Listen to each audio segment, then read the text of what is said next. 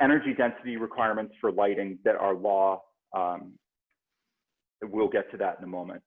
But the other big one that surprisingly affects facility design quite a bit is that we can't use any pesticides here, and we can't use any growth regulators.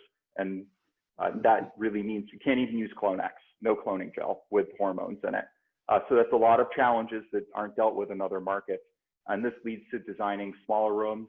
And to be able to break pest life cycles, you need to be able to completely empty those rooms and clean them in between cycles. So other states, you can get away with perpetual harvest, where you just have one big room, one big flower room, and have all of your plants from 0 to 70 days in there.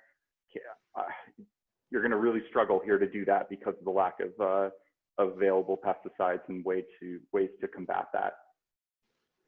And another example is we try to design into all the rooms that when they're empty, we're able to heat treat them.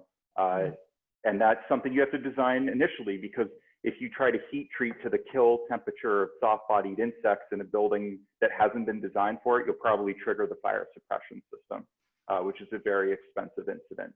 So again, this is all stuff that we design in up front